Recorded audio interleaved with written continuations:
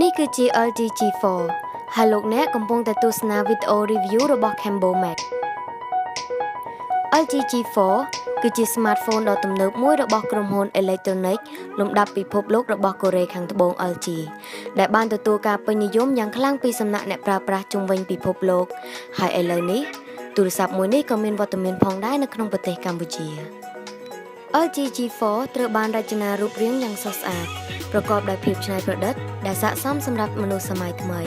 ហើយវាមានកម្រាស់ស្ដើងទំហំសមល្មមនិងផ្នែកខាងក្រោយរាងកោងបន្តិចជាមួយនឹងទម្ងន់ស្រាលដែលធ្វើឲ្យវាកាន់តែងាយស្រួលកាន់នៅក្នុងដៃ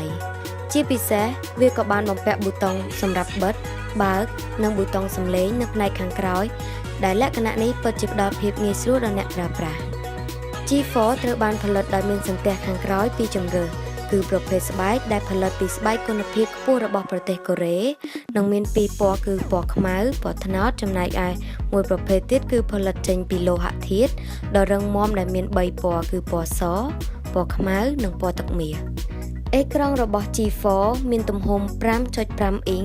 ប្រភេទ Quad HD IPS Quantum Display ដែលអាចបង្ហាញរូបភាពក្នុងកម្រិត1440គុណនឹង2560 pixel និងមានដង់ស៊ីតេអេក្រង់រហូតដល់534 ppi ដែលធ្វើឲ្យការទស្សនាខ្សែភាពយន្តលេងហ្គេម check internet ឬការប្រើប្រាស់មុខងារផ្សេងៗបានយ៉ាងច្បាស់ត្រជាក់ភ្នែកជាងនេះទៅទៀតវាក៏មានការបំពាក់នៅស្រទាប់ការពារកញ្ចក់ប្រភេទ Colin Gorilla Glass 3ដែលមានភាពរឹងមាំនិងការពារភាពសឹកឆ្កូតបានយ៉ាងល្អ G4 ដំណើរការប្រព័ន្ធប្រតិបត្តិការ Android ចំនួន 5.1 Lollipop ជាមួយនឹងផ្ទាំង UI ថ្មីរបស់ LG និង LG UX V 4.0ដែលមានលក្ខណៈស្រស់ស្អាតងាយស្រួលក្នុងការមើលនិងមានភាពរហ័សជាមួយការផ្លាស់ប្ដូរ icon កាន់តែទាក់ទាញចំពោះ browser របស់វាមានលក្ខណៈស្រស់ស្អាតនិងដំណើរការយ៉ាងលឿនដែលផ្ដល់ភាពងាយស្រួលទៅដល់អ្នកប្រើប្រាស់នៅក្នុងការ check internet ជាងនេះទៅទៀត LG G4 ក៏បានបំពាក់មកជាស្រេចនៅពុម្ពនិងក្តារចុចភាសាខ្មែរលោកអ្នកក៏អាចធ្វើការផ្លាស់ប្ដូរភាសាទៅជាភាសាខ្មែរផងដែរលក្ខណៈពិសេសដែលយើងមិនអាចមើលរំលងបានអំពី LG G4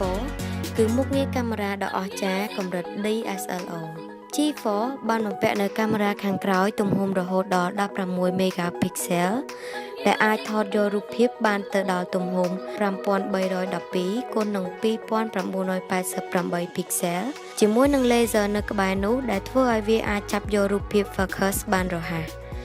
វាក៏បានបំពាក់ផងដែរនៅបច្ចេកវិទ្យាទប់រំញ័រ Optical Image Stabilization និងមាន LED flash ចំនួន2គ្រាប់នៅក្បែរកាមេរ៉ា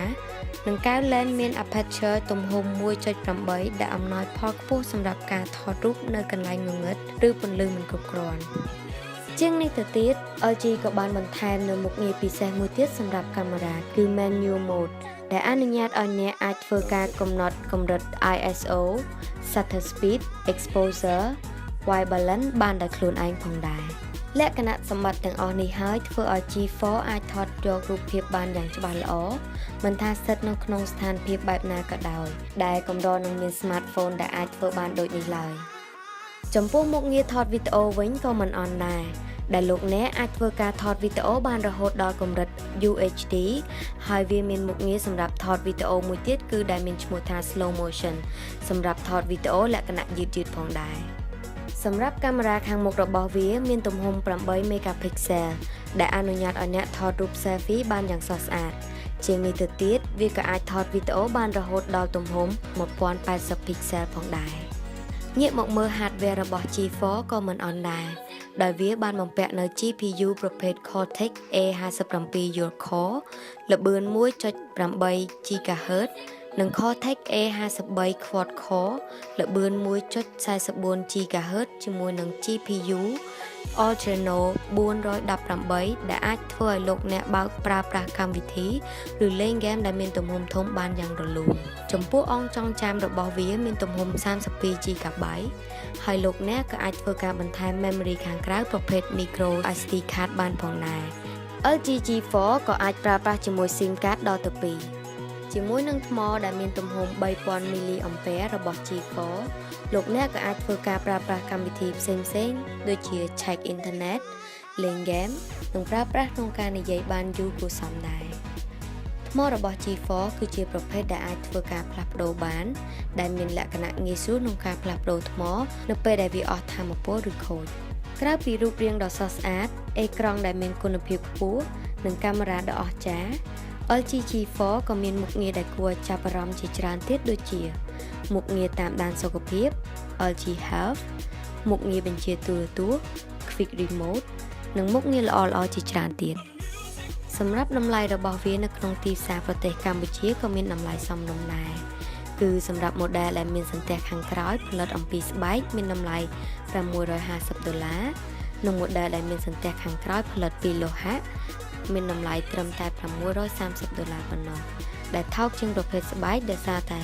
model ដែលផលិតពីស្បែកគឺផលិតដោយដៃនិងមានចំនួនកំណត់